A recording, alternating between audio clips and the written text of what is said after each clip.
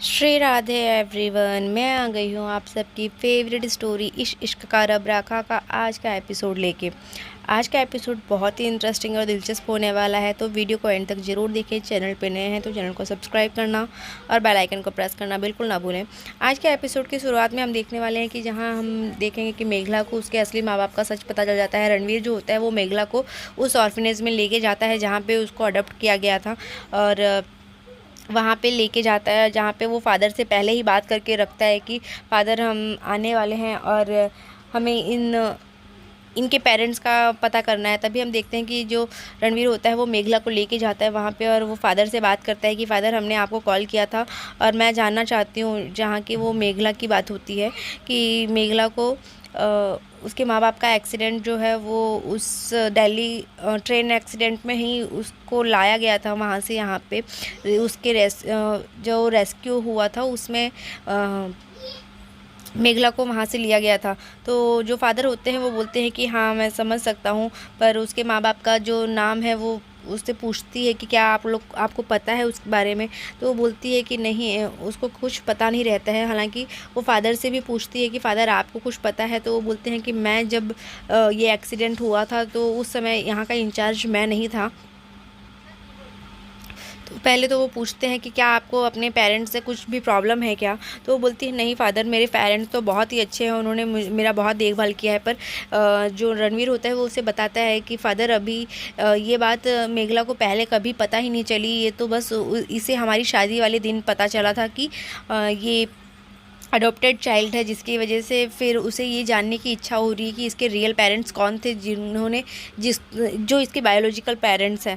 तभी यहाँ पे हम देखते हैं कि फादर जो होते हैं वो बोलते हैं कि हालांकि मुझे पता तो नहीं था इस बारे में, पर जैसे ही आपका कॉल आया था तो मैंने कुछ इंक्वायरीज़ की थी तो उससे कुछ पता चला है। तो वो उससे पूछती है कि यस फादर आप बताइए। तो जैसे ही वो देखते हैं कि फादर जो होते हैं वो उसे उसके पेरेंट्स के नाम बता देते हैं, जो कि इरावती मुखर्जी और उसके हस्बैंड रहते हैं, जो कि मेघला के पेरेंट्स होते हैं, जो महर के ही फ्रेंड होती हैं।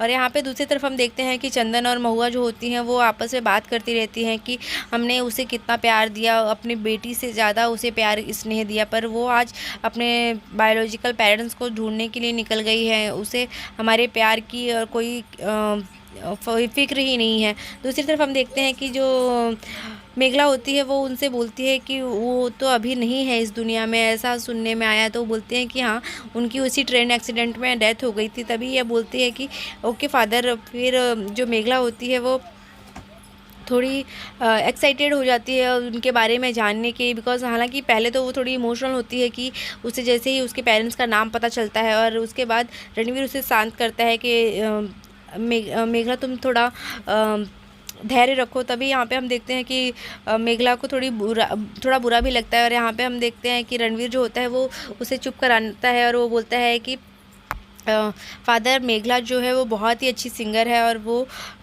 यहाँ पे अगर कुछ होगा इवेंट्स वगैरह तो वो उसके लिए सिंगिंग करना चाहती है। और यहाँ पे हम देखते हैं कि जो मेघला होती है वो बोलती है कि यस फादर, मैं चाहती हूँ कि अगर जिस दिन मैं बहुत थोड़े पैसे कमाने लगूँगी तो मैं इस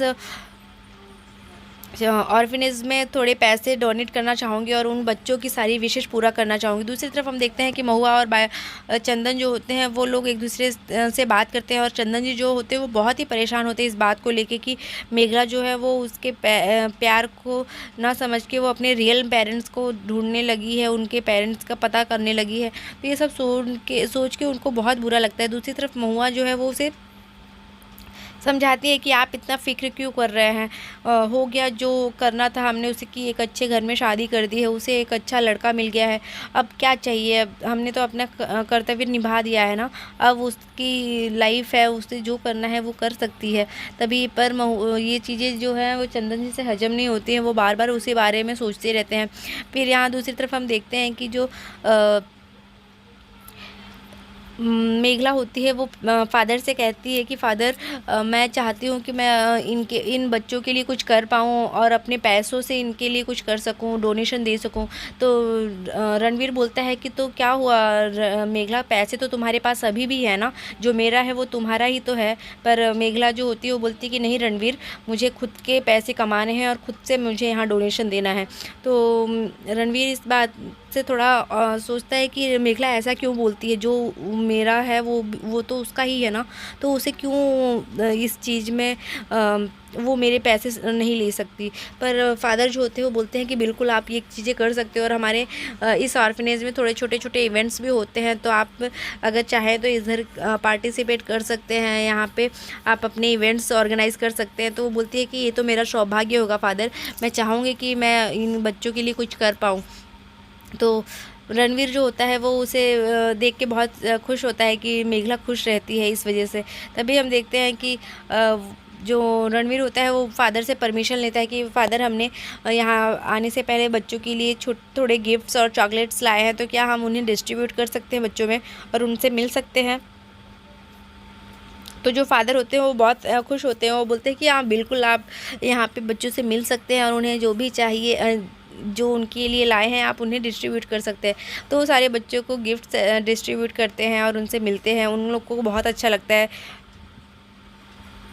मेघला भी बहुत खुश होती है क्योंकि वो जैसे ही उस ऑर्फनेज में एंट्री लेती है तो उसे ऐसा लगता है कि उसकी फेयरवेल हो रही है और वो यहाँ से बहुत सारे गिफ्ट्स और खिलौने लेके जा रही है।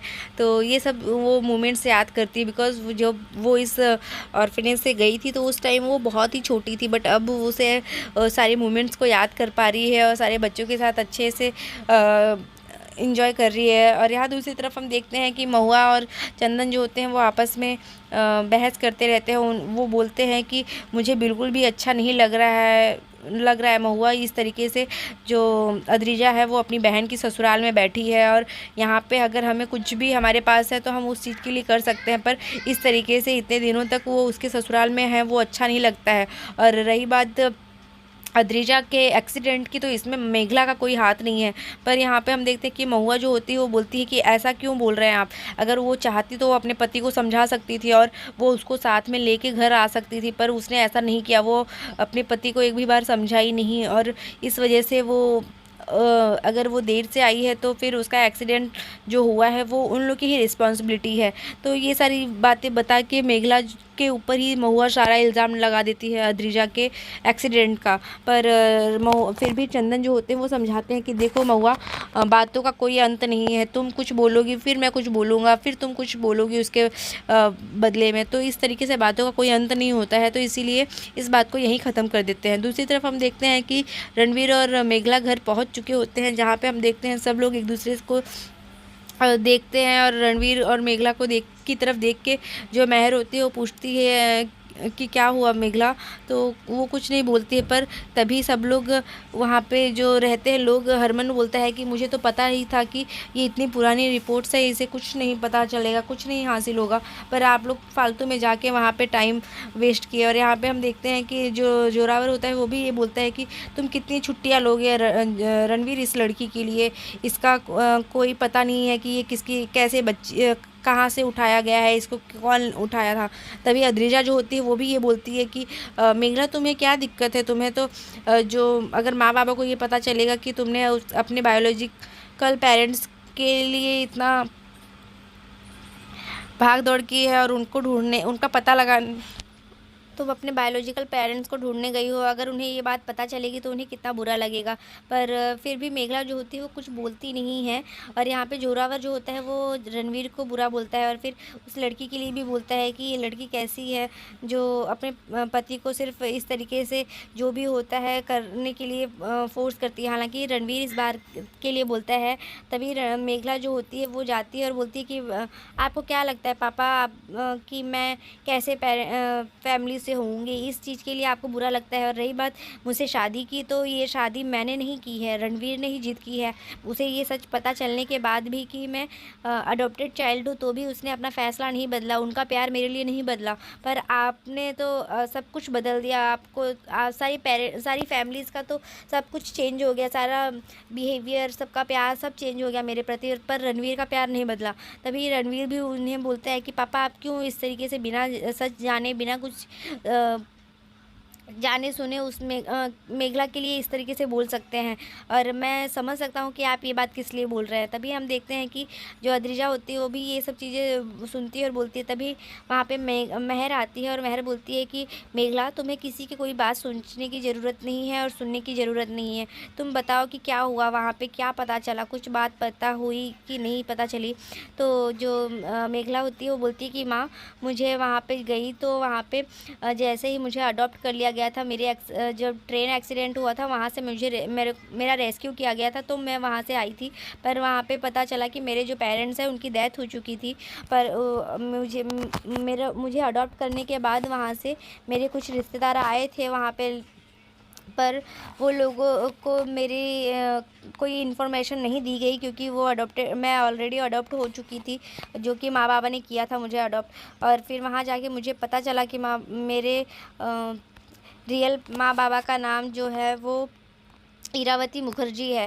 तो ये सुन के महर को थोड़ा शॉक लग जाता है, क्योंकि उसके माँ का ही नाम, उसकी जो माँ की फ्रेंड होती है, महर की फ्रेंड, उसका नाम इरावती रहता है। और ये सुन के उसे बहुत शॉक लगता है, जिसकी वजह से मेघला को ऐसा लगता है कि जो महर है उसकी ही फ्रेंड की बेटी है मेघला।